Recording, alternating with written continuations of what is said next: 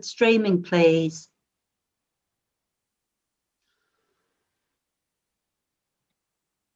Will do. I've just started it going. Just give me a moment to confirm that it's actually connected.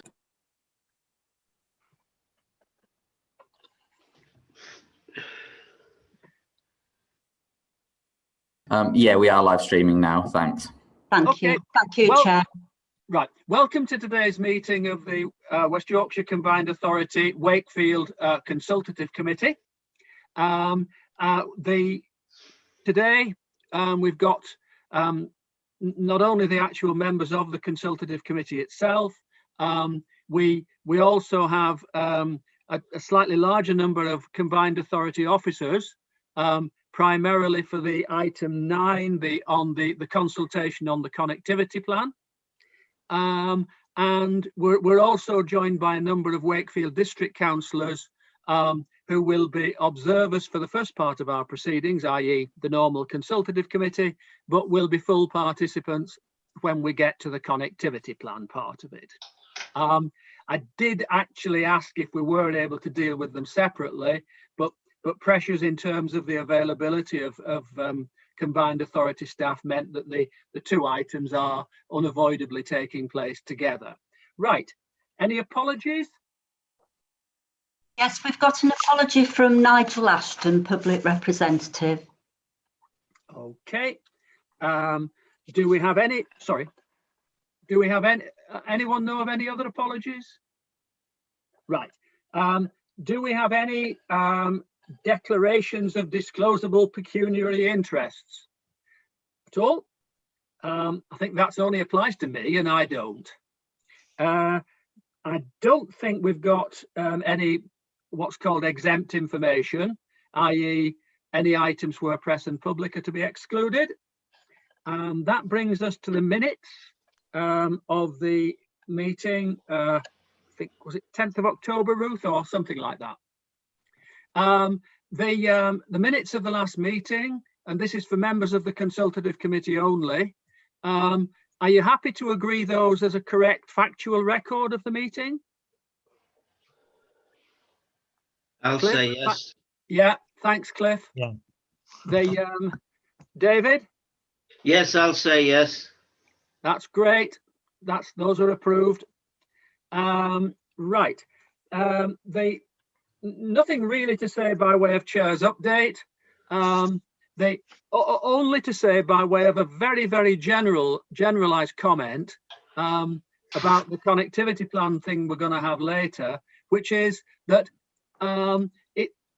although it is an absolutely enormous consultation when you take account of all the subsidiary documents that are part of it, that for the most part, it is actually a statement of, not entirely, but to a quite substantial extent, it is actually a statement of aspiration and intent. And other people will tell you about the consultative side of it later, but a great deal of that, of the consultation, is to ask the public of West Yorkshire whether or not they believe that the combined authority are broadly along the right lines. That is a very short commentary that it could have taken half an hour, but won't. Okay, that brings us then to the item 7, the information report. I'll switch to Dave to ask if he wants to say anything about that. Okay, thank you, Chair.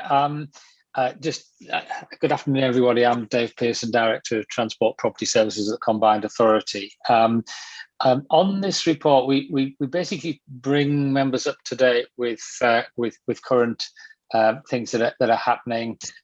We had a meeting of the Transport Committee last Friday, and we've included in our report a link through to the papers for that meeting. So if any members have any queries that originate from that, I'll do my best to answer them. I think that the other thing that I would sort of identify two members on the report itself is since last meeting, the new facilities at Castleford Rail Station opened, and obviously that's a very welcome improvement to the station. I think we can all agree was well in need of improvement.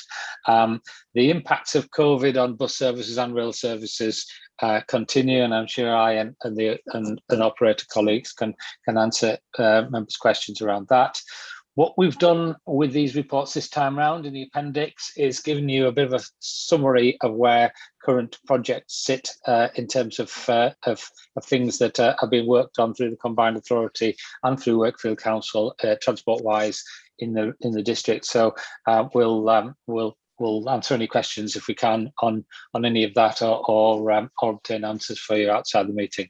Chair, I'm also conscious that we didn't have any questions in the open forum, any formal questions lodged. So at this point in the agenda, I'm happy to address any sort of queries or issues that members have that wouldn't get picked up in other items on the agenda, such as the operators updates on the connectivity piece. Okay. Anything at all from members of the committee under that heading? Cliff? I just had a something of more general nature. It's to do with the current funding of bus services in particular. Not that I'm complaining from this area, but I'm aware of effectively the government having taken over the rail network, and everything now can be decided for good or ill. It seems to be in the Department of Transport, but it's I'm not clear on the division of responsibility, if it has changed within, for example, between, for example, the Combined Authority on the one hand and bus operators on the other. Subsidies are still continuing, as I understand it, but for the same sort of range or type of services that they were a year ago, or is there effectively more control, at least temporarily, in the hands of the authority, and who decides whether a bus service should resume or what its frequency should be, if it's not being, but it is being subsidised? I'm a little bit confused, which I'm sure you can take. And I wondered if Dave could just lay out the division of responsibility there. I'm not complaining about anything, I'm just unclear. Yes, I'd be happy to. And Chair, it's probably useful if I do that, and then I say a few words about the bus strategy that was announced by the government at the beginning of the week as well, and then and we can put all of this into context, because the two questions sort of 2 points sort of sit one alongside each other. As you rightly say, on the railways, the government have essentially taken control of the railways, and the railways are operating at taxpayers' expense, carrying less than 20% of normal passengers. And our colleague from Northern Rail, Pete Myers, is on the call and can elaborate on that in the next item. On bus, it's a complicated situation of maintaining the status quo, if you like, because what's happening is that the government are making up the difference between the fare revenue that bus operators would have expected to get and what they are getting through a special grant called COVID Bus Subsidy Grant. And so bus operators are getting public subsidy to keep essentially running nearly the bus network that was operating prior to the pandemic, and to sort of keep that running. Alongside that, the Combined Authority is both continuing to pay the bus operators for the services that we commission from them, but we're also paying them the full amount of money we would have been paying them for concessionary fares had everybody been travelling. So in other words, between local government and the national government, we are supporting the provision of a bus service, which broadly, as we sit here today, and passenger numbers have gone up a little bit since the schools went back, is running Monday to Friday. The services are more or less 100% of what you would expect them to be, but they're carrying about 40% of the people that they would normally carry. And when the schools were off and we were in deepest lockdown, that's gone down to around 30%. So yes, you're quite right. There's a public subsidy going into keeping the buses going, but it's not a sort of takeover, if you like. Essentially the bus companies are being subsidised by the routes I've just described to keep them going, and so as we go through the government's roadmap, and hopefully as the spring and summer progresses, we'll see the lifting of COVID restrictions, and we'll see people going back to public transport progressively across the coming months. Then the arrangements at some stage, those arrangements will stop. Government have said that at some point in the summer we will move to a slightly different approach where the passenger revenues are coming back, but there's still a level of public funding to keep the bus network going. And I think the principle which we're all working to is basically keep the bus network together, to keep the buses running, even at 30-40% of normal passengers. Let's work on the principle that there's 30-40% of the people in that 30-40% are making essential journeys to essential employment and that sort of thing. So we do need to keep the buses running for them, even though you might see quite a lot of pretty empty buses around the place. Of course, the other thing to bear in mind, which will become quite an issue in the coming months, I think, is that social distancing means buses can only carry half the people that can normally carry. So we could get to a situation, and are planning with the bus operators in April and May, where we actually have more people wanting to travel than can safely be accommodated on buses, and that could be a bit of an issue we have for a month or so, until such time as the social distancing restrictions are lifted. So that's broadly how it's been in the COVID and how we see it coming out of COVID. On Monday, the bus strategy was published by the government, and I think it's fair to say that strategy sets out quite ambitious plans for buses, and the government's sort of putting a lot of emphasis on buses being important for the future in terms of bus travel. And a lot of the things in that strategy align very closely to the bus strategy which the combined authority set back in 2017, and the work that we're doing both in terms of investing in bus facilities and also working with bus operators to deliver that is pretty well vindicated by the bus strategy. I think the bus strategy also heralds the end of the deregulated era and a move into an era where the public and private sector work together to deliver bus services, and it's not simply left to the market to deliver. And I think that's a key moving forward.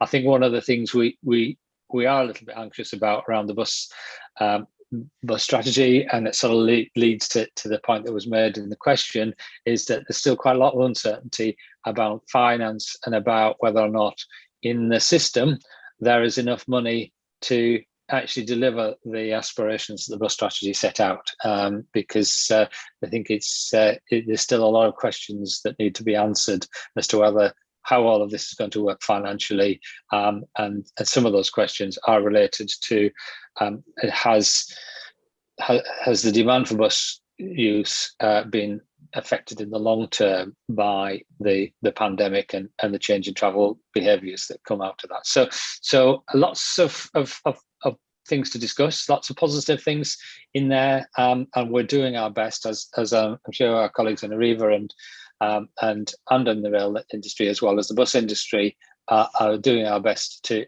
try and provide and maintain a public service during these uncertain times.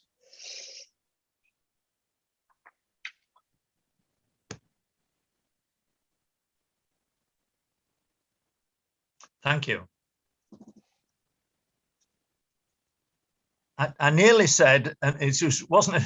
It's as clear as mud, but it's actually no. Thank you. It was clear. It is now clearer to me that there is this. Well, not exactly division, but we're in a sort of moving situation. We are, and I think in answer to your original question, perhaps a shorter response is, to a certain extent, there's more public money going in, and there is more public influence, but we still and will continue to be something where there's a combination of public and private sector working together to provide buses. Okay, thank you, Dave.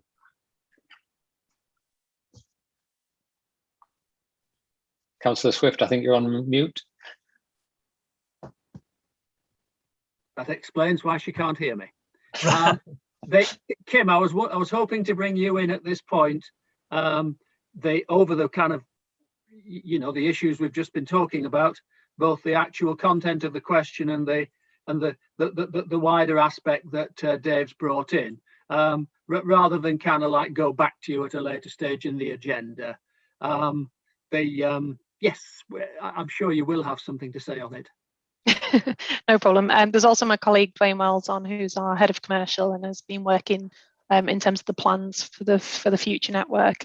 And I think, just as Dave said, it's very much moving towards a partnership approach, ensuring that those routes that can stand on their own 2 feet do so going forward, but that we work together to make sure that we maximise on the funding that's available from the government, and then use that funding to support the bus services where they're most needed in the area. So it's definitely a much closer working relationship going forward, which I think is going to be the benefit of operators, the combined authority, but most importantly, the customers as well. Yeah, the big worry, Kim, is that in a few months' time, that the government money to support us during the current emergency, that government money is reduced at a time when the passengers haven't come back in the numbers they were before. I did notice that you drew a quite sharp distinction between services that can stand on their own 2 feet and other services. And of course, the worry is that the number of services in that first category might diminish at a time when there isn't actually the money there to support those services from public funds. Yeah, and I think it's probably fair to say that we share those concerns. We are committed to doing as much as we can and working with the combined authority, so that once restrictions are lifted, once social distancing restrictions are lifted on buses, we absolutely need to go out there and campaign to get people back to bus, to promote the benefits of it. And there's a lot of work going on in the background in order to give that public reassurance in the safety of buses, and that they are the right way to travel. And certainly if we want to hit our environmental targets, then we need to be encouraging people back to bus. And I think it was a really positive step, the announcement earlier this week, that actually the government's backing that, and that we are all working to the same agenda, that we want to get as many people on the bus as possible, and only through that kind of joint approach and that singular message will we be able to offset some of the concerns that you've mentioned. Okay. Chair, I'll just add to what Kim said there. As Kim said, we the bus operators and the combined authority and the councillor, I think we're all sort of ready to do a number of different things to encourage people back onto the bus when it is safe and appropriate to do so. The Transport Committee, as Councillor Swift will know because he sits on it, has approved a fair deal for young people, for example, because one of the customer groups I think we can rely on to a certain extent to come back is young people, and actually we want more and more young people to travel by bus. So we've got that ready to launch when it's appropriate to do so. We've done some work with M-Card and with bus operators and train operators to sell day tickets for those people who are only going to come back to their workplaces several times a week rather than travel 5 days a week as a workforce. So there are 2 examples. We've changed our real-time information displays to include the occupancy of the bus so that people can know how full the bus is before it gets to their stop. So we've been doing quite a lot to do, as Kim says, to reassure people and to encourage people back on with real meaningful sort of benefits of travelling by bus that they can enjoy when it's safe for them to do so, and to come back to work and all the other activities, as well as we need to work with the councils and others, because it's not just about buses, this is it. It's about the viability of our towns and cities, and I think that's really important that this is a part of that. But the underlying concern that you've raised, Chair, and Kim's raised, is there enough money to get us through this bumpy period? I think we all have that worry, we have that concern. Okay, so yourself, Cliff, as the asker of the question, anything more? No, I'm happy with that, and the ensuing decision to putting things in context and being a little bit clearer of where we are at the moment and where we would like to move to. Thank you. So, David, and if you had anything to add, Dwayne. Okay. Right. Are there any other items from members of the committee under the open forum heading? Okay. That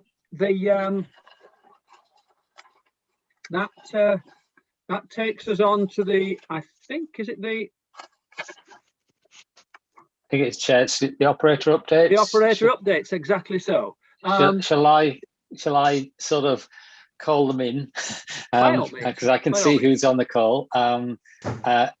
As Kim, as you got the chair first, do you and Dwayne have any further other updates from Arriva that you want to give the meeting, that obviously in addition to the things we just discussed?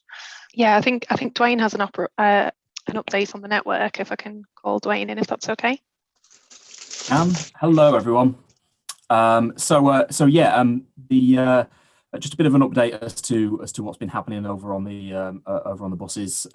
The timetables that we have were reduced in February in response to requests from the DfT for us to reduce our mileage through the national lockdown.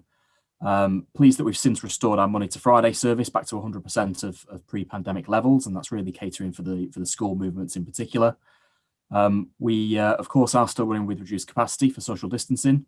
But we do have extra journeys out on the network at the present time to support the busiest flows, again, particularly catering for that school, for the school journeys. Like all industries, we have had some COVID-related staff absence, but we are fully staffed to deliver our registered service. And as we sort of look forward as to our road to recovery, the next service change we're proposing is the week ending the 12th of April. Which coincides with when non-essential retail hopefully reopens. So it's our plan at that point for Saturday services to be back to the level of 100% of the pre-pandemic network. And then I suppose all that's left to say is we're looking forward to welcoming customers back, but for now we'll continue to cater for those essential journeys. And that's the update from Arriva. Thanks, Dwayne. Okay. Chair, shall we go to Pete Myers from Northern Rail? Well, before we do members of the committee have any comments or questions in relation to either Dwayne's report in particular or bus operator updates in general? Cliff, David? Nothing specific, thank you. Okay. Not from me. Right. Okay, over to Pete then, Dave, is it? Yeah. Yeah. Pete, yes. Before you do start, you had very kindly at the last meeting offered to try to chase up a couple of items that weren't necessarily entirely within your responsibility, but and they were it was a query from David in relation to Pontefract Baghill and from myself in relation to the platform shelter on platforms 2 and 3 at Kirkgate Station and toilet provision at Kirkgate Station. As I say, in fairness, they weren't entirely the responsibility of Northern Trains. No, but I can certainly talk about those now. I was intending to. So great. Here we go. I'll start with a more wider, if you like, picture. Our timetable's in place now. As our bus colleagues was reduced in January as demand fell. That will continue as it is until the 16th of May, when we'll start seeing we'll see a significant upturn, designed really to meet the demands of the leisure market, which we expect to see back first. Currently, our figures are we're carrying between 15 and 20% of our pre-COVID levels. We used to be able to say this time last year, but unfortunately this time last year was in lockdown, so that shows how long it's been going on. But pre-COVID levels, we're between 15 and 20%, depending where you are and the time of day, but very, very low, as you can imagine by that. But that's how it should be, of course, with the government's advice and not to travel. Those numbers have recently increased. We are seeing an upturn. Schools have been a big part of that. School travel on the railway is not as regulated as on the bus, and obviously people choose to use it or don't choose to use it. And we have flows all over the place. But we are working to ensure our timetable meets those flows, and it does. And it's working well, at least that's what we've been told. Genuine thanks here, though, to West Yorkshire Combined Authority, because they've assisted us a long time away from here, but on the Wharfdale line, where our capacity could be exceeded, and they've given us some standby buses there to work, and we do have those elsewhere too, but haven't needed them. So that is good news. Train service performance is excellent and remains excellent. You might say you're running a timetable with fewer trains on, but I've got to be honest, we're well above, we're getting towards 80% of our normal timetable now. And that performance remains strong. And it's an ill wind that blows no good, of course. And we're definitely, one thing we are seeing through COVID is a much better working relationship with our friends from Network Rail and what they're doing to make things better and to speedily get rid of the faults that cause us so many delays. Fewer passengers, of course, make a difference as well with loading and unloading of trains at busy stations. Cleaning trains, lots. Our cleaning has been uplifted throughout. We're using the Zuno, the fogging product, which has a long half-life on trains to keep them safe and clean. Our messaging, the messaging we can use, is all about cleaning and all about confidence. And as with our bus colleagues and as with WICA, once we can, we will start properly encouraging people back to the rail network and in line with the roadmap and everything else. More locally, we saw Castleford Station waiting room open just after Christmas, which was really good news. We have a tenant ready to go in there. They are simply waiting for lockdown to be lifted, really, before they go in, but they are ready to go in, and they will make sure it's all operating and operating properly. They will lock and unlock their station too, which will be terrific, and allow access to the loos. I was asked a question about they using the public conveniences there. They are disabled for disabled users, and that's what they're aimed at. However, clearly, with somebody on premises, they could hand out a key, is what they could do, because it's a standard called radar key. So that's possible, but they're working well. The other bit of news at Castleford is, as part of Transpennine route upgrade, and I wish I could give you a time, but it's going to happen, but I can't. That second platform will come into use. Now, initially, that's purely for for a diversionary route while the Leeds to Huddersfield line is blocked. But longer term, that gives us lots of flexibility at Castleford, which we don't enjoy at the moment. So that is terrific news, and we'll work with that.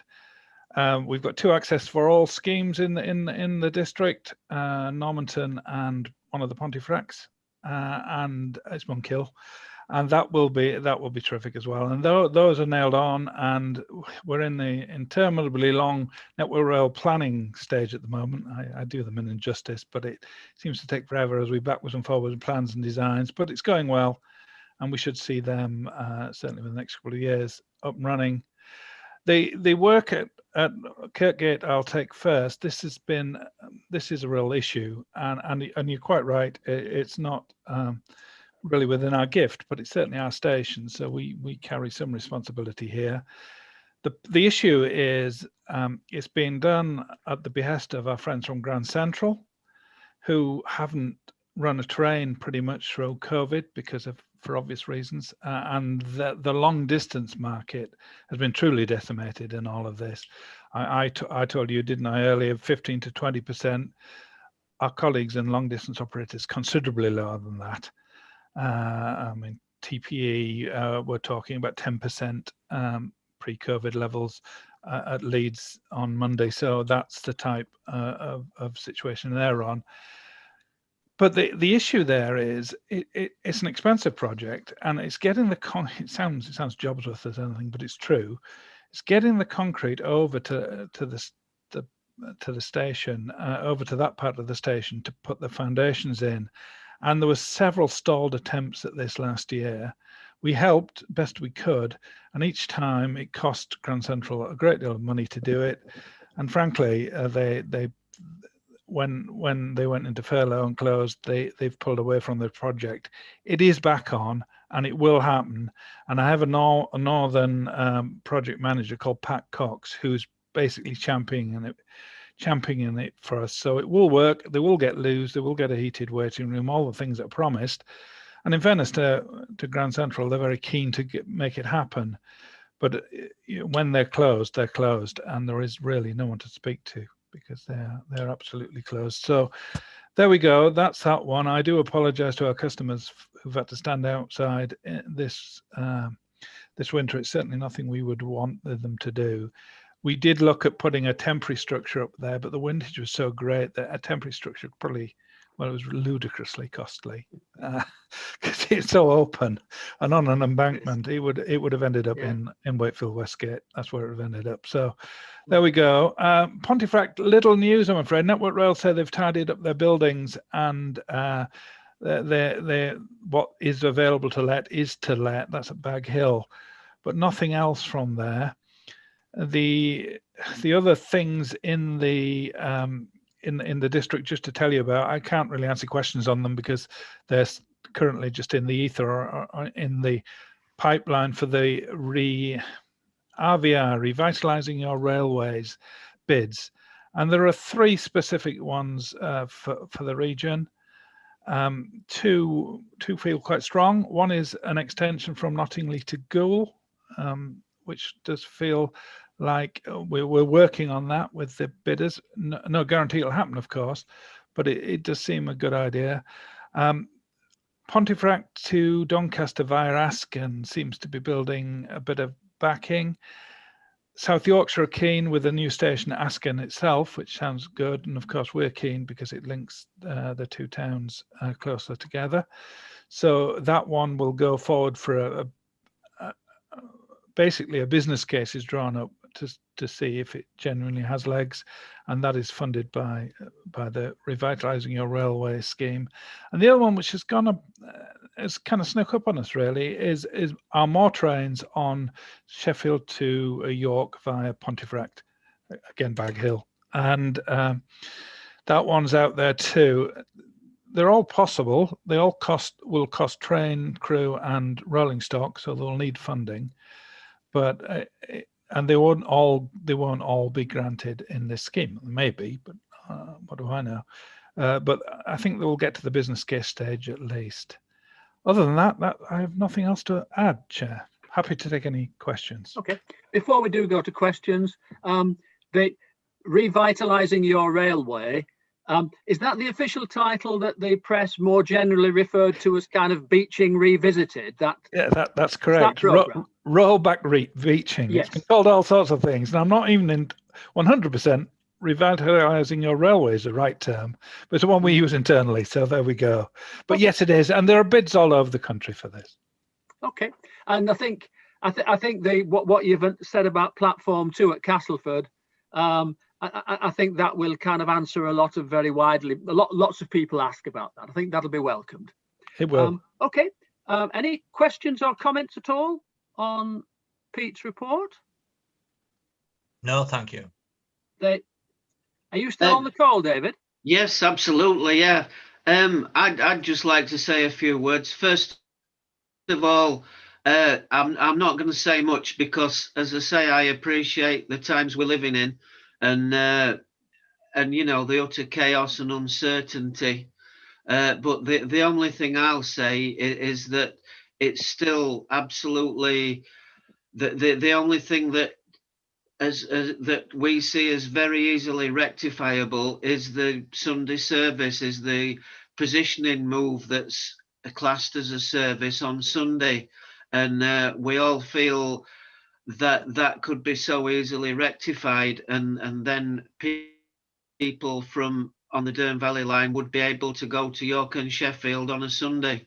As I say, we're not asking for too much at the moment because, as I say, we realise just how bad things are, and who knows what the budget's going to be like in the future. But that particular thing is just infuriating, and as I say, we see no reason why, with a bit of thought and a bit of will, that they can't run a train at a usable time.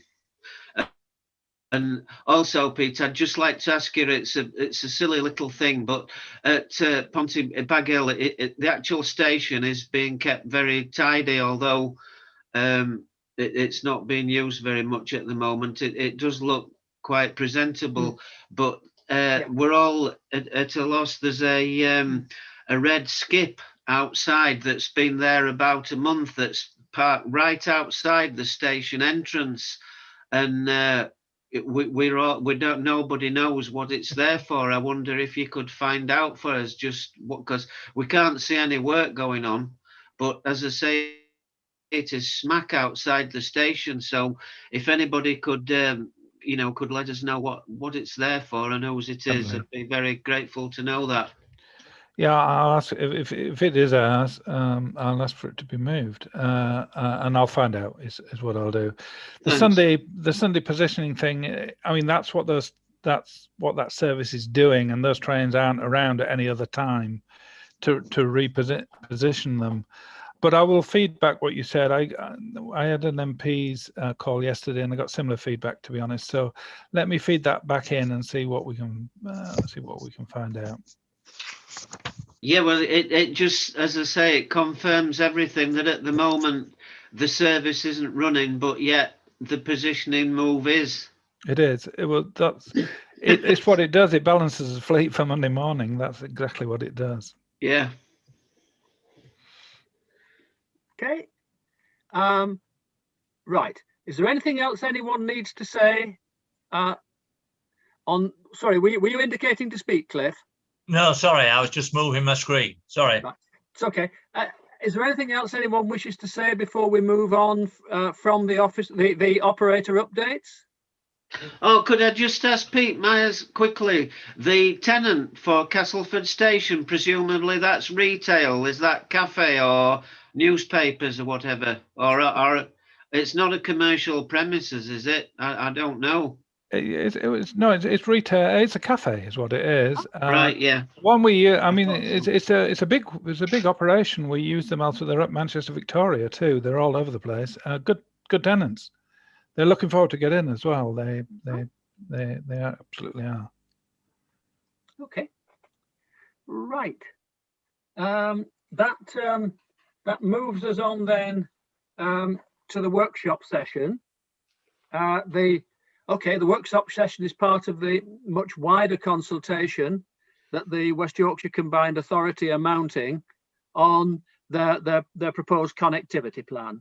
And while the kind of the photogenic bits, you know, kind of trams moving through big cities and so forth, is the bit that's caught the imagination of the press and to some extent of the public. There's quite a lot more in many ways to it, and in some ways, I'm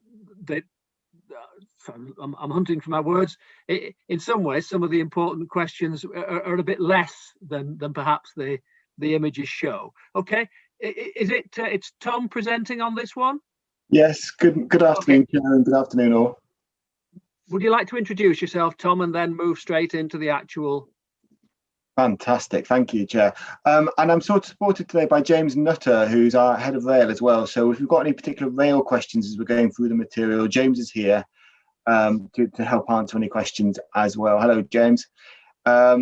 So the plan for today is we've got some slides where we're going to be talking through the West Yorkshire Connectivity Plan. And Councillor Smith, as you said out at the very beginning, and you said the purpose of this work is, are we going in the right direction? And that's really the crux of it for today, is to talk you through the plan and what's in the plan and what it means, particularly for Wakefield as well.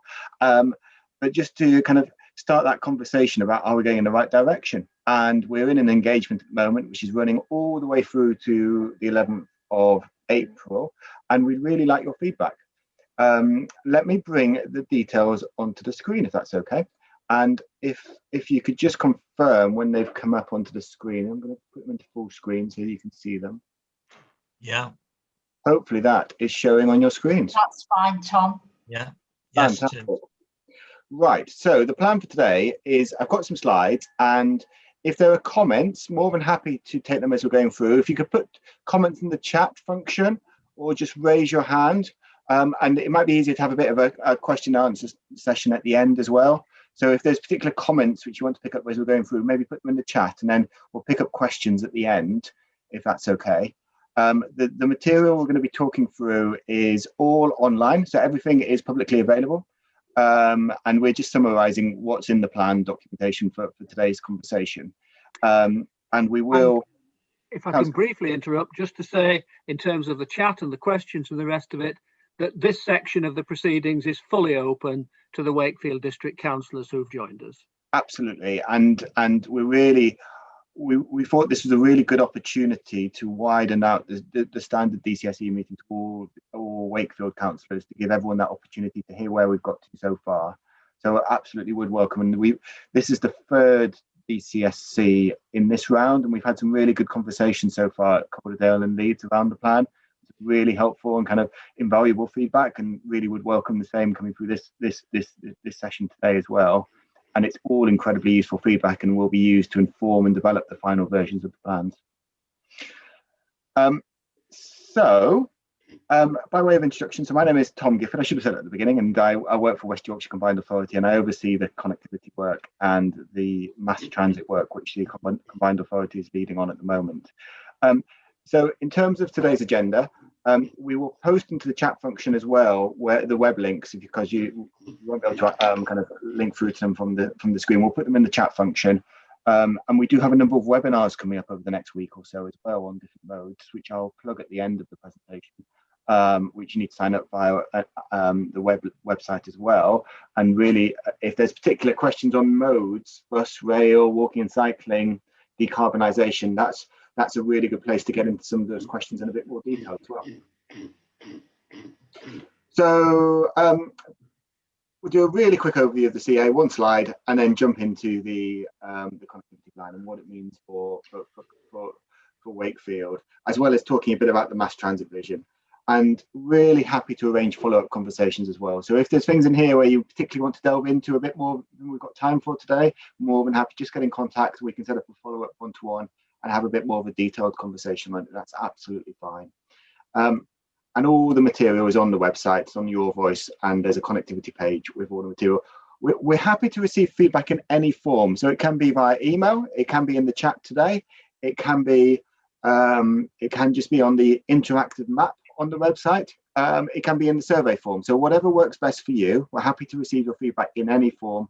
The main thing is to make sure you get it to us so that we can reflect on it and then update the plans accordingly. So a little bit about West Yorkshire. I won't spend too long on this. You will all know this about the size and scale of West Yorkshire, the economic importance of West Yorkshire to UK PLC, the fact that West Yorkshire is bigger than 9 EU countries with a population of 2.3 million people, with the universities, manufacturing centres, as well as the regional finance sectors. So it's such a diverse economy, but it's also a really significant economy in the context of England and the UK. And you'll also be aware that the Combined Authority does an awful lot more than just transport, but obviously transport through the Metro banner is incredibly important and at the heart of what the CA does. But we also do a lot of work across areas such as adult education budgets, business growth hubs, employment hubs, skills programs and the like, as well as being the accountable body for the local enterprise partnership for the region. And also delivering a number of projects and programs, either transport projects and programs, but also broader projects and programs as well for the region. So, and our role will change again in May when the mayor comes into post for West Yorkshire, and we formally become a mayoral combined authority. And that again changes our voice of government and opens up new funding opportunities to West Yorkshire. But I'm here today to talk about the West Yorkshire Connectivity Plan. And the Connectivity Plan was first published in January 2021. And a core part of the plan is around the case for mass transit, and particularly how low carbon mass transit system integrates and complements with bus rail, Northern Powerhouse Rail, for example. But really, the Connectivity Plan is the combination of bringing together different modes of transport across rail, bus, walking and cycling, mass transit, future mobility. And it's supported by a series of evidence reports and all the documentation. And there is a lot of documentation we published on the website. And the purpose of today is to try and summarize that and talk you through where we've got to with it. And as I said, the plan is focused on evidence, and it's really built up from the evidence base, from the bottom up, looking at where are those key growth centres now and into the future, looking at where the transport constraints are, where the demand's going to be in the future, and from that designing a transport system to meet our needs as a region moving forwards. This is only the start of the process, and this is a really important point. We're setting the framework for the future, but not kind of determining everything at this stage. We're creating the pipeline for potential future transport projects, but we're at the very start of the process, and we really want your feedback to check, are we going in the right direction? Have we got the right principles? Are there subtleties you want us to change around the edges? Are there more fundamental changes you want us to make for what is proposed here? And it's a really bold investment for future generations, and it's a really ambitious plan as well. So it's a real step change from the types of plans which have come forward before for the region. Now, the plan's built up from 3 big issues. The first one, which we've already talked about today, around COVID and the recovery. What does the recovery mean in terms of travel patterns in the future? Will people return to the buses and trains? And what types of journeys will people be making into the future? This is one of the key challenges facing the region. And then beyond this, we've got connecting everyone and the need to create a more inclusive society, and also address the productivity gap, particularly when you compare West Yorkshire to other regions in Europe. You can see that productivity lags behind and continues to lag behind other areas. And the final challenge is around the climate emergency. West Yorkshire set the target to be net carbon zero by 2038. That's a really ambitious target. And to help understand that and unpick that, we've done a major piece of work looking at different sectors of the economy in West Yorkshire. And through that work, we've established that transport is the biggest emitting sector of carbon emissions in West Yorkshire. And within the transport sector, the private car is the main mode of producing carbon emissions. So if we want to address carbon emissions from a transport perspective, then we really need to have a long look at how carbon emissions from the car can be addressed. And in particular, we need to prioritize that move towards electric vehicles, but also we probably need to go beyond that and do more than just kind of reducing carbon emissions through the transition to electric vehicles. And the other point on this is that we need to tackle all of these challenges concurrently. We can't just focus on the COVID matters in the short term. We've got to be planning for the climate emergency and the need to create a more inclusive, connected West Yorkshire. So this map's one of the first maps we're going to share today, and it's in the plan documentation, and it's a really important map for us. And it's important for us because it focuses on those key places to connect in West Yorkshire. And in particular, it highlights those key growth centres, what it means for Wakefield, Featherstone and Five Towns area, as well as towards the south, towards Hemsworth, South Kirby, and the like. But it also talks to those areas experiencing deprivation, and it brings it together, not just at a district level, but at a West Yorkshire level for the first time. So we can see where those key growth centres are, both now and into the future. And for me, that's really important because when designing a transport system, you need to understand the function of places now and the function of places in the future. And that helps you shape what types of transport solutions you need moving forwards.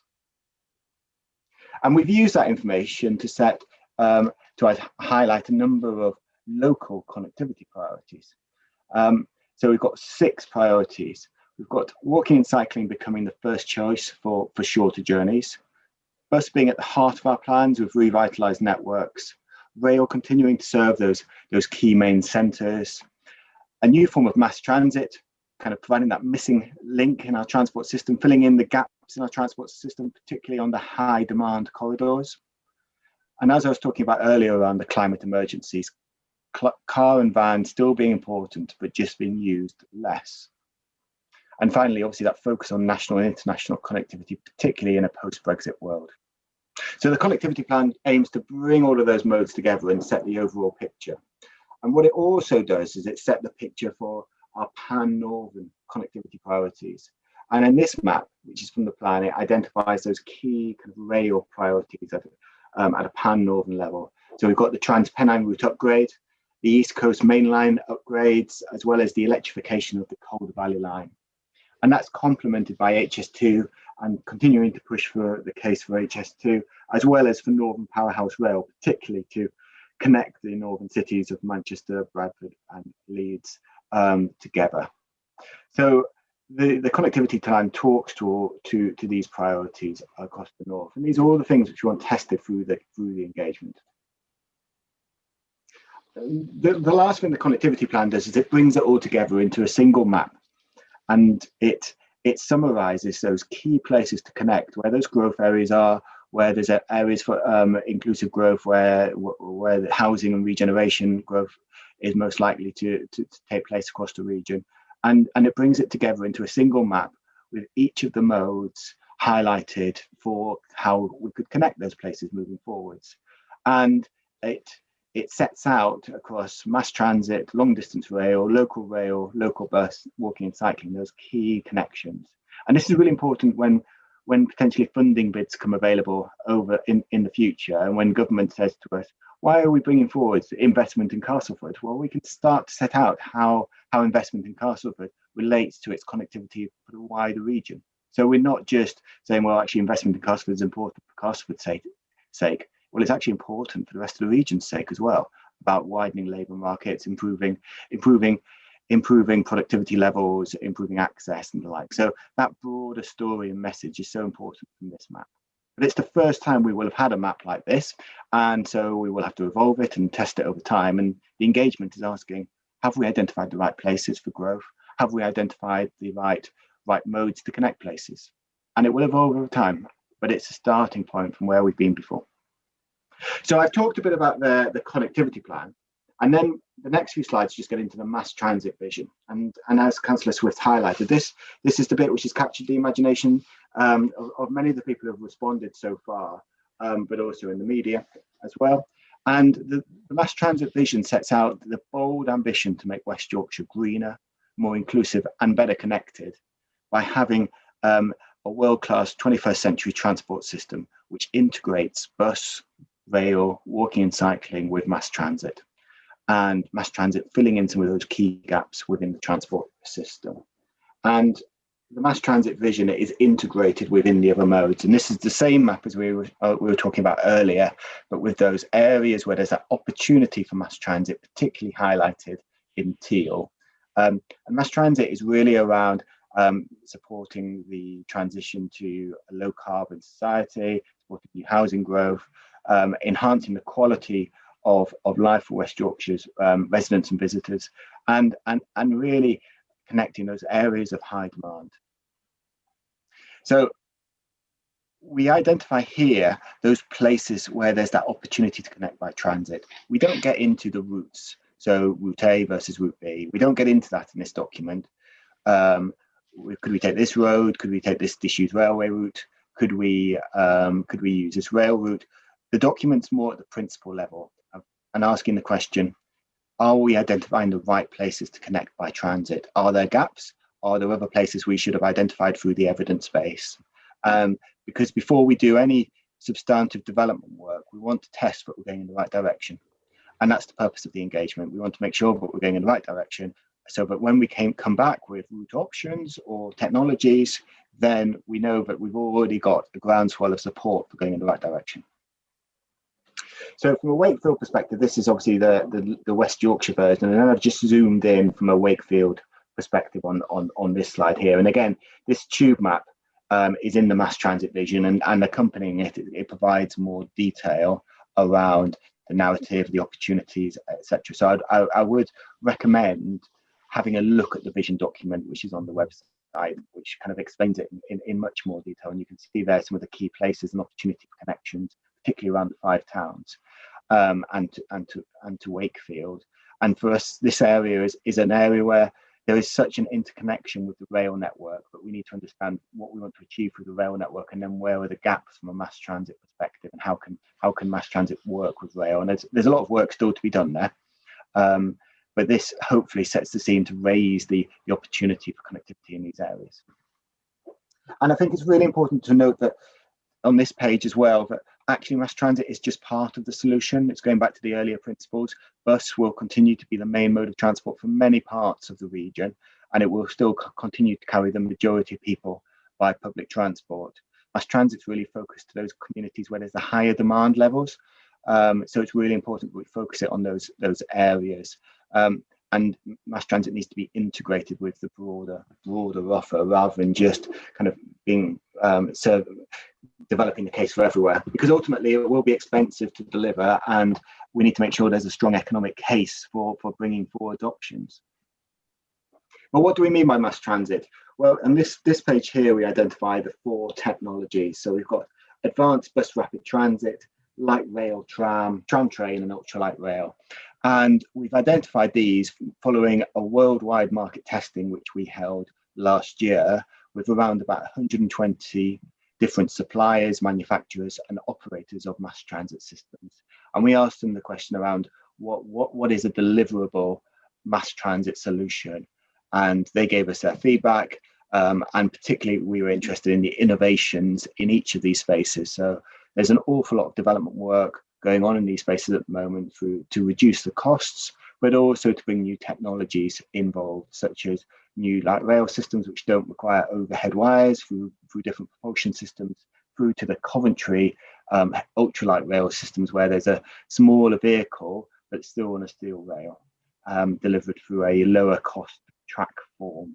So there's all sorts of new technologies coming on in this space, and our position at the moment is that these are the short list of technologies. It's likely to be a blend of these technologies, which is what we'll need in West Yorkshire. And before we do design anything, we set out four key design principles for the work. So before we go off and say, well, we're going down this road and this is the technology, we want to set some really strong foundations for the design. It's really easy to design something, but actually what do we want to achieve for design? And that's what we've got to really think about from the outset. So we set 4 design principles. The first design principle is around putting people first. And then the second one is around our shared environmental responsibility. And it's a focus on creating a better connected region. And then the final one is around celebrating the cultural and historic assets of West Yorkshire. And each one of these is incredibly important. From putting people first is around accessibility, step-free access, inclusive and safe stops, environmental responsibility is obviously all around the providing alternative attractive to the car, but also having infrastructure which is resilient to climate change. Better Connected is around that integration with buses, so that mass transit and bus share infrastructure where practical and avoid competition. And obviously the need for celebrating West Yorkshire and its cultural and historic assets is really important. We've got a number of really impressive places within West Yorkshire. We need to celebrate those and enhance our urban spaces and support regeneration. So last slide on mass transit, and then move on to some of the other bits of the plan. So here we just talked around the delivery timelines and for mass transit, and particularly in the context of what the budget announced last week. It highlighted a £4.2 billion fund for intercity transport for the mayoral areas. And this is something which is particularly focused towards mass transit schemes in the mayoral areas. So this is a big funding opportunity for us to work with central government to come forward with proposals to kind of transform parts of our region. Now that funding programme won't be able to deliver all of the ambition here, but it will help to create a firm foundation from which we can build from. And different phases will need to come forwards over time. And the vision document we published highlights some of those corridors more likely to be candidate options for phase one. And these are some things which we will particularly want to test through the engagement. It's very high level at the moment. It's something which we're going to need to come back to in more detail. But in order to give a kind of an indication, it highlights some of those corridors more likely to be in phase one. And I think, particularly from the Five Towns perspective, there's that integration with the rail offer and how does that work and options in that space. It's such a complicated space with its services and freight services and the like. There's an awful lot going on there. And part of our role, and James is here to help today for any questions around that, around how we can develop the Five Towns, and then how can we develop the connections not only within the Five Towns, which is so important, but also the connections towards Leeds, but also the connections towards South Yorkshire as well. Both of those are incredibly important. So that's the mass transit document. I'll very quickly talk through some of the other documents. There's a walking and cycling vision document, and this is really sets the ambition for by 2040 every neighbourhood, village and town to be easy to access and move around as a pedestrian or cyclist. And it needs to be linked and integrated with our rider plan. It identifies a series of network principles. We also set out a bus vision, which is building on the work Dave was talking earlier around the bus strategy and both the regional bus strategy for West Yorkshire, but also the national bus strategy for which government announced earlier this week, and around those key growth areas and bus routes, which we see as kind of being central to the work moving forwards. And then we also talk about the rail vision as well, and this rail vision identifies the framework and the direction of travel for the rail network, and it kind of sets up what needs to happen next and those key kind of areas for development of the rail network in West Yorkshire, and it sets some principles around capacity, connectivity standards and implementation. So I've talked quite a bit. I've got a couple of slides left, but particularly focus on the Wakefield perspective. And what the connectivity plan does is it highlights both those key proposals by mode, walking, cycling, etc., but also across a series of programs. So we've got schemes for delivery by 2025, priorities for development at a regional level by 2025, and options for delivery thereafter. And the plan is obviously focused on those key growth areas for each area of the district. And these are really built up from the local plan information. So kind of reflective of where development plans are at the moment. And what the connectivity plan means in the short term is really that focus on more people walking and cycling. Obviously, we've got new schemes coming forward, particularly in Wakefield City Centre. We've got the new Greenway towards Wakefield Castleford Way. We've got further walking and cycling proposals planned as well as improvements to Castleford rail station, which we heard about today, don't we, from reinstatement of platform 2, and as well as bus priorities on the A61 South and A639, new park and ride spaces at Outward, and additional park and ride provision at a number of other stations as well. So there's a number of proposals already on the books, and these are things which are happening in the short term up to 2025. And there's a map there which highlights where they are. And then from a regional perspective, we've then got this map, which highlights those, sorry, not that table, which summarises some of those key regional priorities around further development of City Connect, neighbourhood improvements for walking and cycling, strengthening our partnerships with our bus operators post-COVID, and from a rail perspective, those strategic pan-northern priorities for the region, mass transit accelerating development, and roads, that acceleration towards alternative fuels and the like. And then finally, from what does this mean in the longer term? Well, from a bus perspective, one of the challenges is the development of is making sure we can connect some of those future development sites, providing the longer term sustainability of the network. There's obviously significant gaps in the rail network, Wakefield, Bradford, Kirklees, Selby. There's more we can do in that space, and again we talked about that earlier a little bit. Castleford Station in the short term is obviously a really big step forward, having the reinstatement of platform 2. And from mass transit, it's around those connections towards Five Towns and towards Wakefield, and also looking again at the connectivity from towards the southeast of Wakefield, particularly towards South Yorkshire. And there's more we can do in that space, and I think that's recognised in the plan as something which is an area which we need to explore further. And then the very last slide is just the upcoming workshops and webinars. So we do have a series of webinars on particular topics coming up. We've already had one on mass transit, and there will be another one coming up. But there are a number of events: rail, walking, cycling, transport decarbonisation, and bus. I will put that link in the chat function so that you can access it, and then feel free to join the call to those as well. But the purpose of today is really, before I hand back to the chair, is really to ask you: are we going in the right direction? Is there things you want to see in these plans? So I'm going to stop sharing the screen there, if that's okay, Councillor Swift, and then hand back to you to kind of help with any questions which people might have.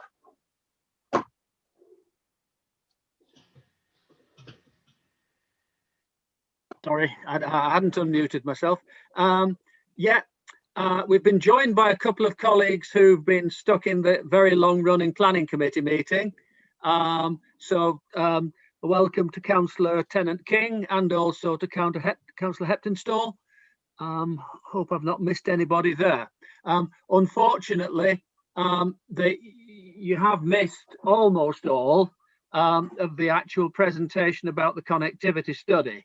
But I think, in fairness, by all means, kind of put your questions, and if it's something we've already talked about, well, you know, that's where we are.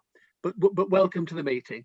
There's a couple of questions already being typed into the chat box from Councillor Rowley. So do you want to go first, Olivia?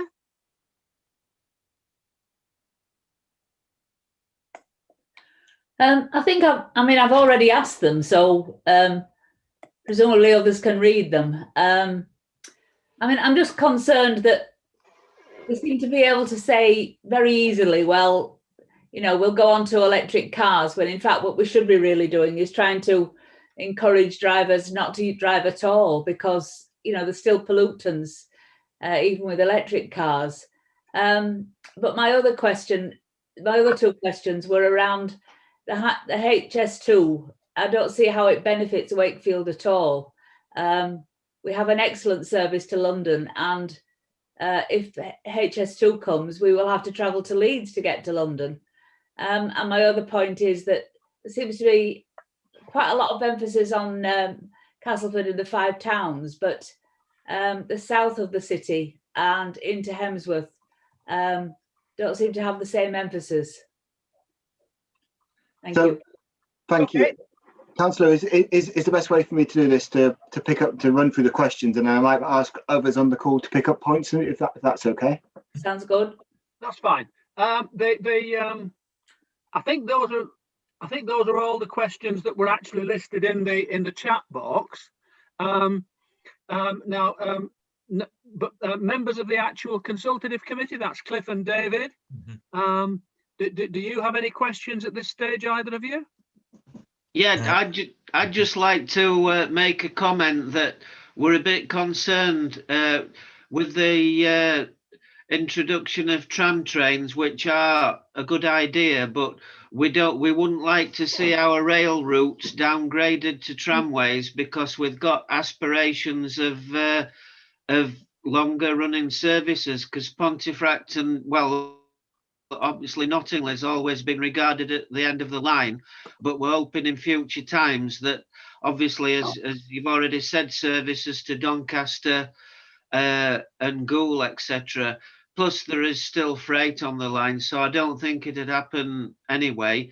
But as I say, we're just mindful of our railway being downgraded to tram standard. As I say, that is the main concern. Okay, anything from yourself, David? Okay, anything from any other elected members? Over to you, Tom. Right, so there's a point around electric cars, which I'll pick up, and then I'll ask James Nutter to come in on the HS2 question, and then Dave Pearson to come in on the Hemsworth and question. And I might pick up the tram train downgrades at the beginning as well, and then just help with the sequencing. So in terms of electric cars, absolutely agree about the point Councillor was making around electric cars. Well, is that going to be enough, and are we going to go? Is that pushing us in the right direction in terms of carbon reduction? The industry itself is moving towards electric vehicles, autonomous vehicles, but we run the risk with the direction of travel in that space that all we do is generate more cars on the roads rather than actually reducing the number of cars. So it could be very easy in a world of autonomous cars or low carbon cars for people to want to travel by car more, and that to put more car trips onto the road rather than less. And to a degree, that's why we really need to look at measures which would reduce car trips alongside the EVs, electric vehicles debate. And also make sure that through this plan, the connectivity infrastructure plan, that we are providing people with that quality, high quality alternatives to the private car, so that people are willing to make the choice around, well, I could use my car, but actually I will use the public transport alternative because it's high quality, affordable, reliable, and quick. So it's about having that quality alternative, and the infrastructure plan we're talking about here today hopefully starts to set the scene of what type of infrastructure we need to bring forwards. It's not the full picture, because there's other things you need to do around behaviour change, around some of the demand management policies, but it starts to set the framework, if nothing else. And then in terms of the tram train downgrade question, that's a really good question. And it's one which hasn't come up that much so far. We've not had a lot of people kind of say that to us, but actually it's a really fair question about what do we want. If there's a rail route which maybe isn't working too well at the moment, what do we want to do with it? Do we want it to become a really high frequency modern heavy rail service, or do we want it to become a modern tram train service? And that's not a debate we've ever had as a region before, really, is it? We've not really got into that space, and that's partly driven by the fact that we've not had a tram system in West Yorkshire. So it's difficult to say how do you transition to a tram train without a tram in the base initially, anyway. In Manchester, what they found is that there's been a number of rail routes which weren't performing particularly well and hadn't been invested in particularly well, and by transitioning them to tram in one form, they were able to increase the frequency and increase the capacity, not on each individual vehicle, but just by having much more frequent services. But the challenge in West Yorkshire is, as was pointed out, is that the rail network in West Yorkshire is so interconnected. So you can't just take a line out and kind of transfer it over to tram, can you? Because it's just not any lines which are such isolated lines in that way, and also high demand lines. All the rail lines either have through services going up towards the east coast or west coast, north, south, freight services going through them. So there's the West Yorkshire rail network is incredibly interconnected with the wider rail network. So the opportunities for tram train would have to be very different from maybe was seen in Manchester. But James might want to add to that, and that's probably the right time for me to pass over to James to talk around HS2 as well. Thanks, Tom.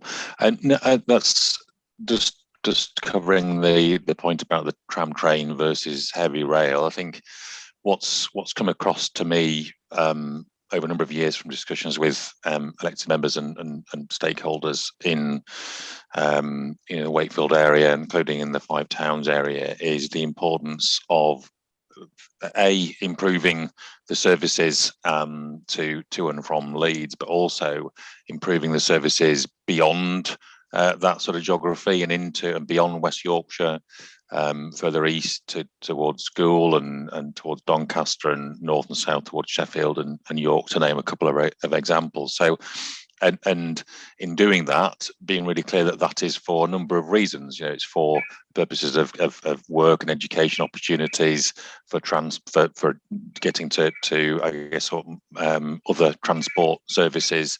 And so when we're thinking about the technologies that we want to introduce to deliver the connectivity, what's really important is being really clear about the connectivity that you want and that your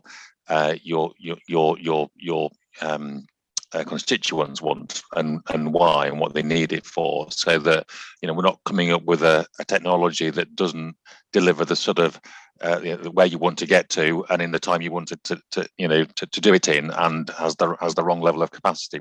So in some respects, the technology that is chosen will be driven by what it is you want in broader connectivity terms, which is why I think having your views inputted via responding to this consultation, and if you can signpost this consultation to your constituents and expressing those views is really important, because we've put something out here as a as a sort of, what do you think? We think this is, from what the evidence we've seen, is really going to be really important going forwards. Do you agree? So and in some respects, that is it heavy rail or is it tram train is a discussion to be had later. It's the what is the technology? What is the connectivity you want, which is really important to get right in the first place. Just in terms of the HS2 point, I can understand why the Councillor Rowley has flagged that. Obviously, at the moment, the way HS2 is designed, it will come through Wakefield District, but not stop there. And I guess what happens to the sort of residual service on the East Coast Main Line is again uncertain. So I have sympathy with your concern there. I would also, though, flag up that I think where HS2 as a programme from the outset has perhaps could have improved is communicating how it can deliver capacity, or free up rather capacity on the existing network for improved services, whether that's interregional or local. We constantly hear and sympathise and work to improve the frequency of services to and from Wakefield and between Leeds, Wakefield and other places.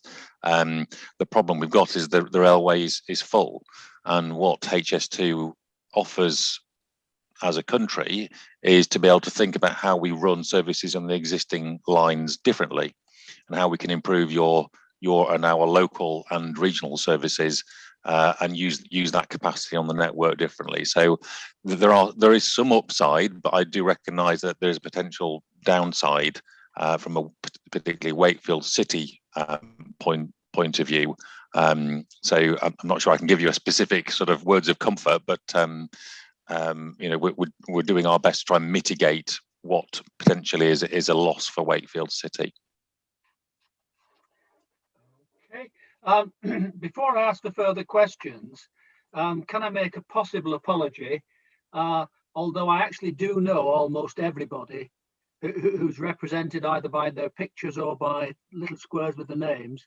There's a couple of squares, one marked as Richard's iPad and one marked Tom Wilson, and I'm not quite sure who exactly those two squares represent. So I might have inadvertently left you out of things. So, but by all means, identify who you are.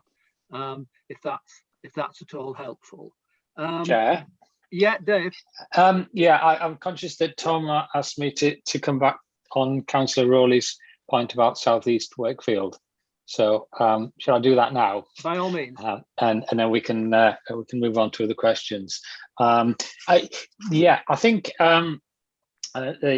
it's an understandable point. I think if we go back to look at the map that we've issued, and Tom showed on his slides, a look at South East Wakefield, I think you can see that there are lines on that map to South Elmsall, through Hemsworth, and linkages between South Elmsall, South Kirby, and Pontefract. So I think that the map does actually reflect the provision and inclusion of South East Wakefield as part of West Yorkshire in that. I think the other thing that clearly I think it sits behind Councillor Rowley's point is that those lines are blue and are essentially identified in that strategy as being bus routes, albeit bus routes there to be developed and improved.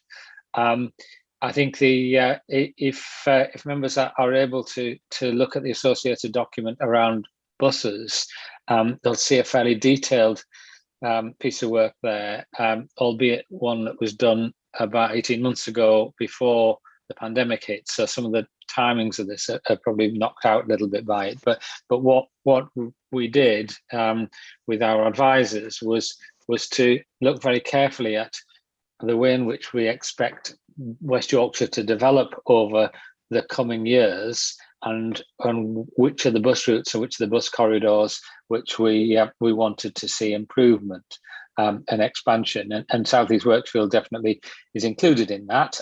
In fact, looking at the housing and employment growth we expect to continue in that region, it absolutely does justify an improvement in the bus service it gets now, and I think that's the key element of this, is that we've sitting behind this is quite a lot of analysis in terms of where we think we've got to improve the service, whether it's bus or whether it's introducing mass transit to satisfy the passenger flows that we're expecting to come over the years. So the bus strategy network review looks very, very carefully at anticipating the growth and generation of trips, and how we can move through different modes of transport, more people around the region. The thing that the connectivity strategy bus element of it has yet to do, and I'll sort of put our hands up collectively on this, is I think we need to do more work about the cross boundary links into South Yorkshire, and the map does end at the West Yorkshire boundary, other than the long distance rail links that are marked on there. And I think there is probably a little bit more to do.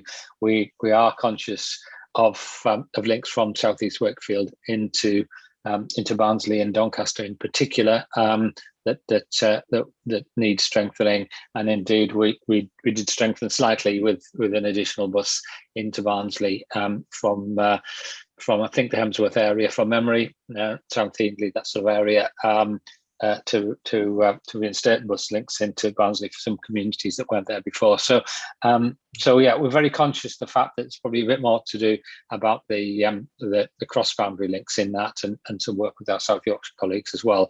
But there's just a bit of reassurance to Councillor Rowley.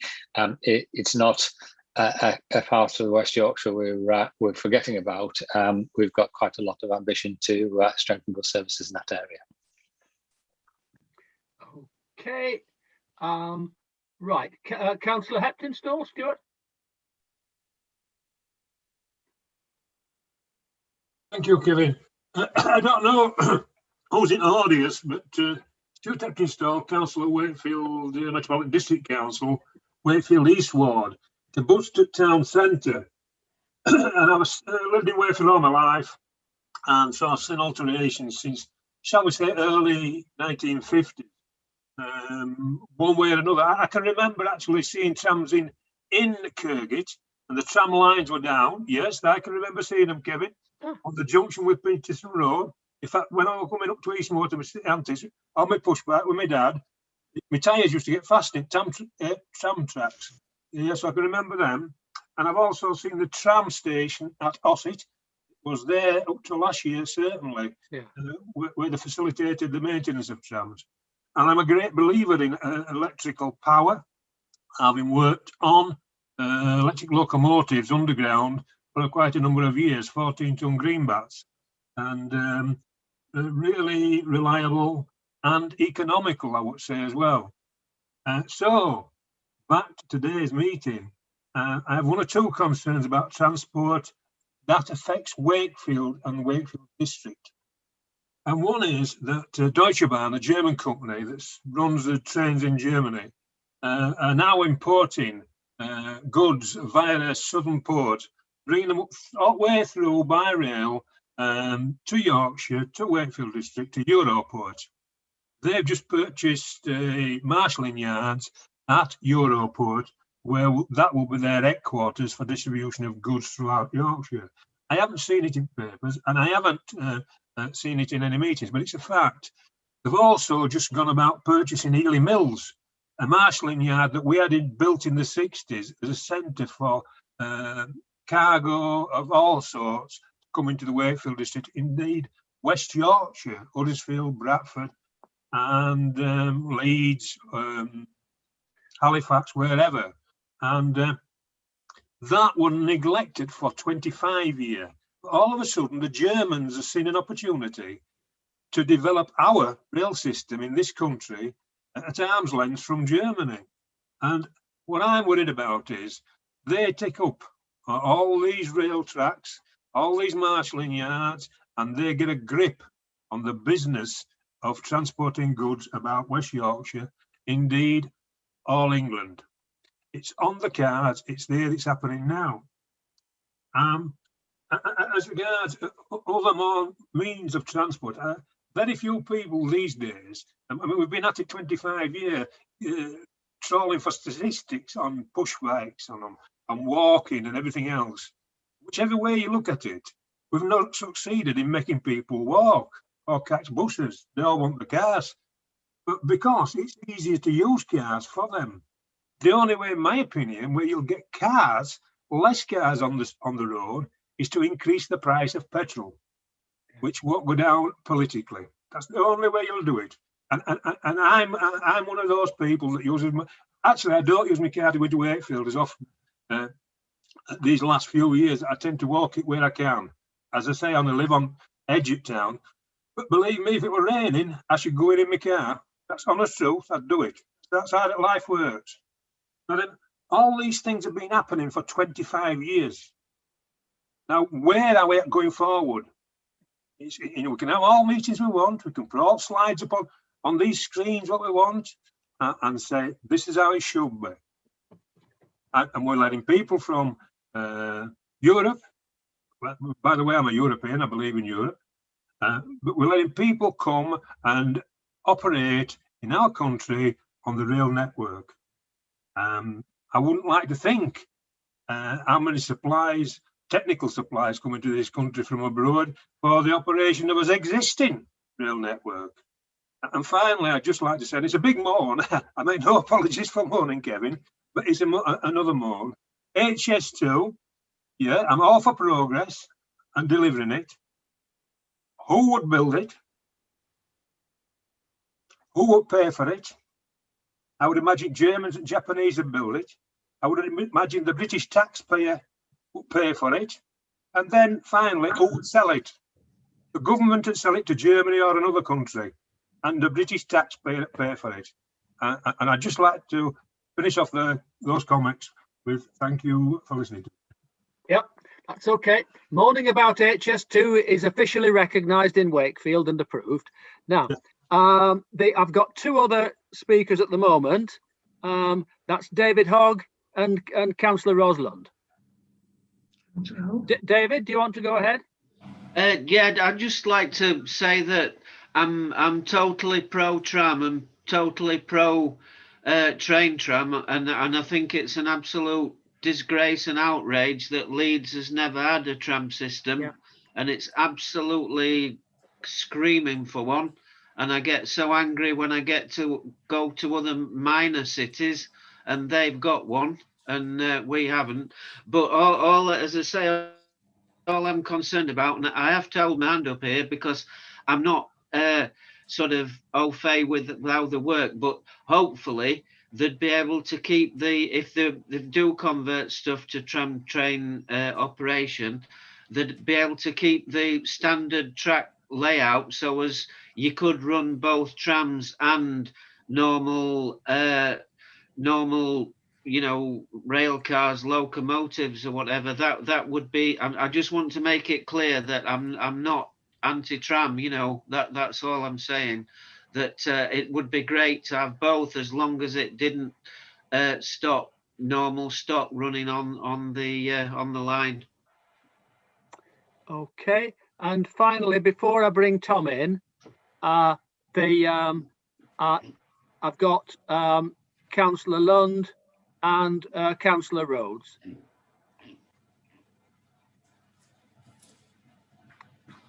Ros, you're mute.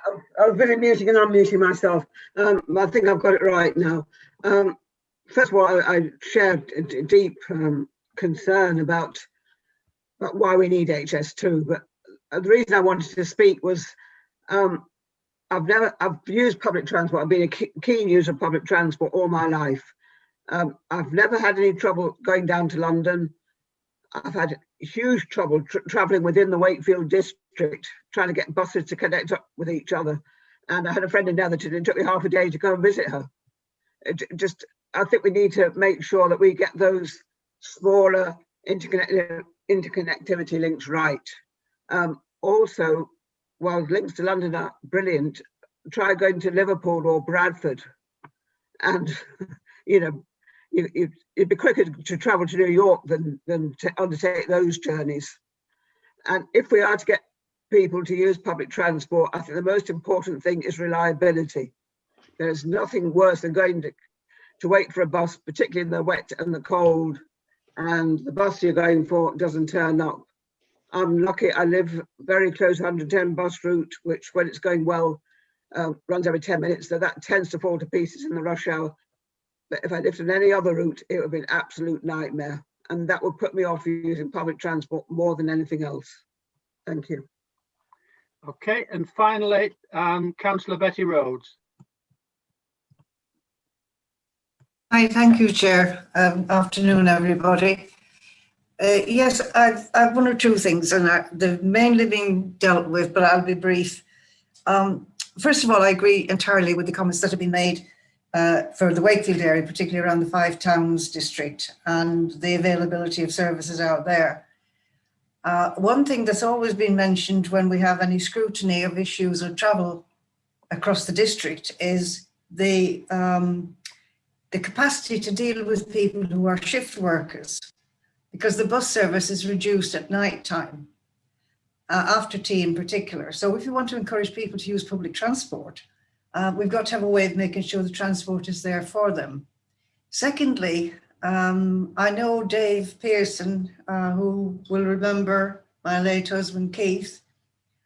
He served on the old PTA as it was, Dave. And I know Ruth will as well. Good to see you, Ruth.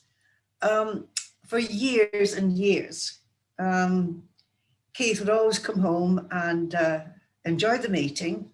And when he went to report back to anybody, he always mentioned about quality contracts. And that stuck in my brain all those years, Dave. Quality contracts. I haven't heard anything about those today. And where are we with those? Because that quality contract discussion has gone on for years and years and years. And will that be something that will improve the ability and availability of a bus connected structure, buses between rail and bus companies? And lastly, we want people to leave their cars at home because of emissions and carbon, etc. But I'll give you, for instance, a couple not on any kind of reduced fare, leaving to go to Wakefield at approximately less than a mile, I would say, to the bus station, now will pay a couple £3.20, and it's a short distance. A couple to travel there and back, that amounts to £7.40, as opposed to that couple taking their car into Wakefield or any car park in Wakefield, and the fares for to park up are roughly between 80p and £1 an hour. Now, it doesn't take a brain surgeon to know that finance and economies of scale come into it. And I've often been asked why the shortest distance on buses is always the dearest. And I haven't been able to answer that. So is that not something we need to take into account when we're looking at the viability and the financial ability as well of people to make a comparison of what they're going to do by A, leaving their car at home and get the bus, if they can afford it, a double journey, or B, what is the situation of them taking their car, costing less, and therefore applying the emissions to the atmosphere? Thanks, Chair. Okay, over to yourself, Tom, and obviously any colleagues who wish to come in. So I might start and then pass over to Dave to talk around quality contracts and their kind of subsequent bus franchising proposals and how that all comes together, and also talk around shift working. But just a couple of things out of the questions which have come out there. I think the first thing is on technology. Really welcome the comments made around supportive of tram technologies and how that coming forward for the region. I think within that space, we don't see this as a competition against modes of bus versus tram train versus rail. This is about how can we create an integrated system which brings all of those modes together and uses the right mode in the right place and brings forward some really innovative technologies in that space. And I think the other thing around the plan is there's just been a huge historic underinvestment in transport in the north. So we're all aware that there is just simply hasn't been enough investment in transport for the north. And one of the key purposes of this plan is to help to set out well what the level of ambition and the level of kind of funding which we need to kind of go against that tide of underinvestment in the north, which is really important. And I think there's linked to that, what does that mean in terms of some of these key places to connect? We've really focused this plan on those key growth areas and the needs of those communities moving forwards, particularly focusing on some of the more disadvantaged communities in the region. And that's really been the focus of our plans rather than anything else. So I thought those were kind of helpful kind of points to pick up initially. And then Dave, do you want to say anything around shift workers, bus franchising, quality contracts? And yes. Thank you, Tom, and thank you, Councillor Rhodes, for I have fond memories of my meetings that I used to have with Councillor Keith Rhodes. They were always lively and fun. And as Councillor Rhodes points out, yeah, one of the key things we used to talk about in those days were quality contracts. Contracts were an idea of earlier governments to basically have arrangements between bus operators and local transport authorities to basically set what the network should be and how it should be managed. The Bus Services Act, which is about 2 to 3 years old now, replaced quality contracts with something called enhanced partnerships and different types of partnerships between bus operators and transport authorities. We're in one version of that partnership at the moment in the West Yorkshire Bus Alliance, and enhanced partnerships is probably very similar to what quality contracts were in terms of a more formal partnership. The bus strategy that the government issued earlier on this week more or less sort of compels everybody to basically firm up some of these enhanced partnerships now as part of the arrangements under which government will put more funding into bus. They absolutely require us to have at least an enhanced partnership or possibly a franchised arrangement with bus operators. So to a certain extent, what was known as quality contracts are coming to effect in the next year or so to firm up a different approach, which isn't in the previous deregulated market, but very much a way in which private business like Arriva and public bodies like the Combined Authority and the Council all sort of sit down together to plan and organise the bus service. Councillor Rhodes points out 2 points in particular, which I think are well-established weaknesses in how buses operate at present. Shift workers, yes, it is quite difficult in days perhaps gone by when shift systems were pretty much regular and lots of places work 2 till 10, 10 till 2, etc. That a public transport network could adapt to everybody who worked the same hours.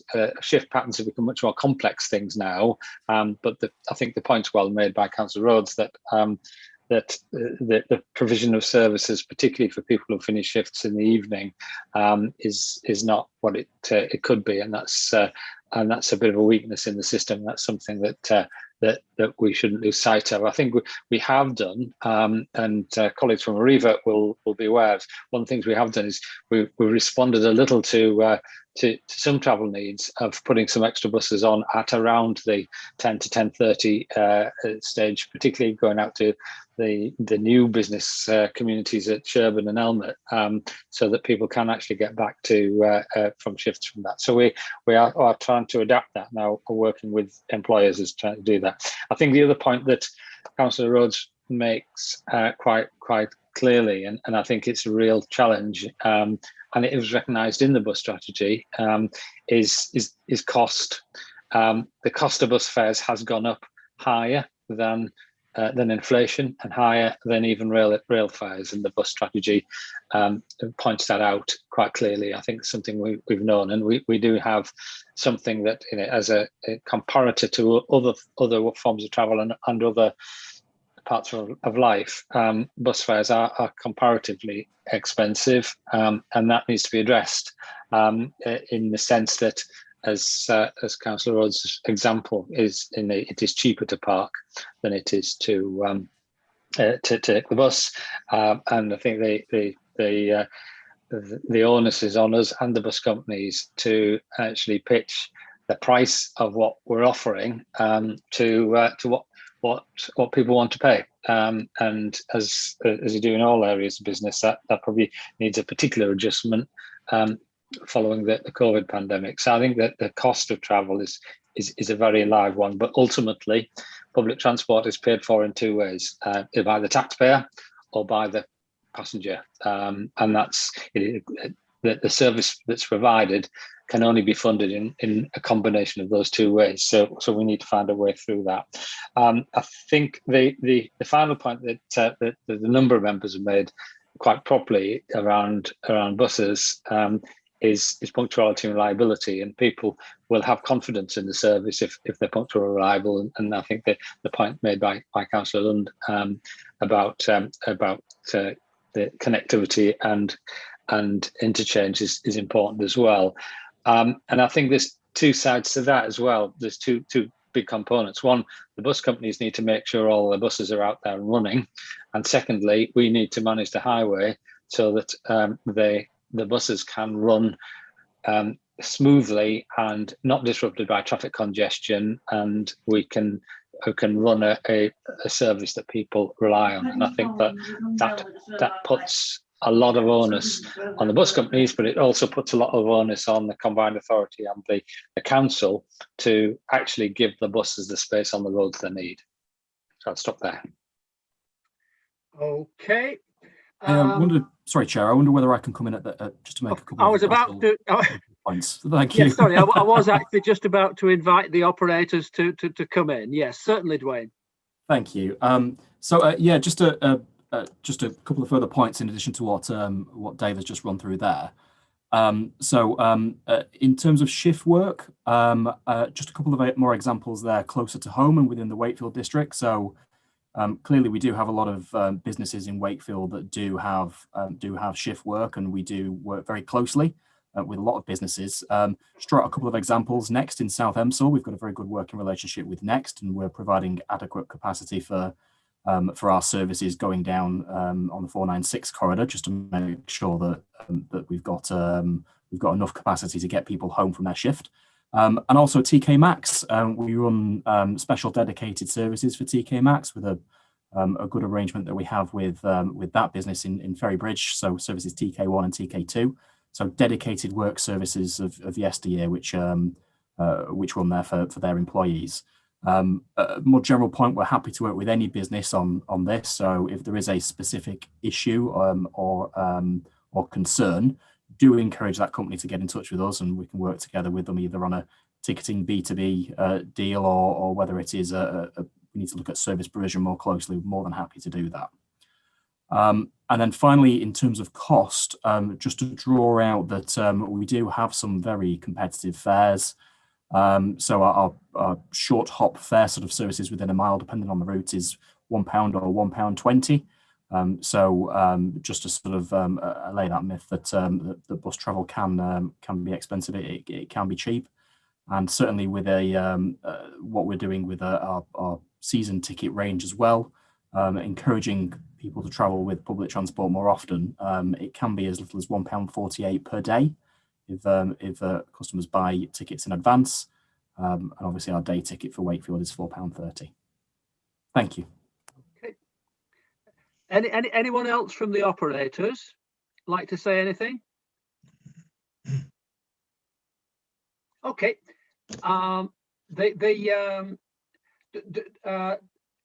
Before I pass back to the combined authority to sum up or say anything else, is there anyone else, either members of the Consultative Committee or Wakefield councillors, is there anyone else that wants to actually contribute or questions? It can either be a comment or a question, either way. Anyone at all? I'm aware there's quite a few people haven't spoken yet. I haven't got any blue hands showing. Okay, I'll hand back to you, Dave, for either you or your colleagues to come in and say whatever you do wish to say by way of conclusion.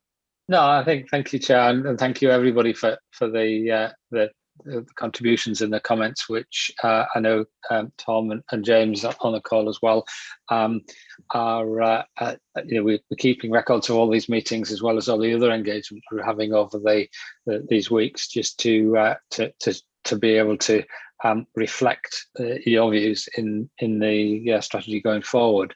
I'll hand on to Tom, if I may, just to remind everybody on the meeting how they can continue to make input into this engagement and what happens next. Tom, can you do that for us?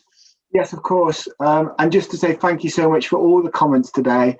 I've just put on the screen again for the last time the webinars which are coming up over the next week, and really welcome the comments you've made so far. Please do respond to the engagement, even if it's to say, yes, we agree with it subject to these areas, or we've got these concerns. We really want your feedback, be it from the interactive map, by email, or by one of the survey questions which we've put out as well. So please do respond, and please also pass on to constituent members as well, as much as you possibly can.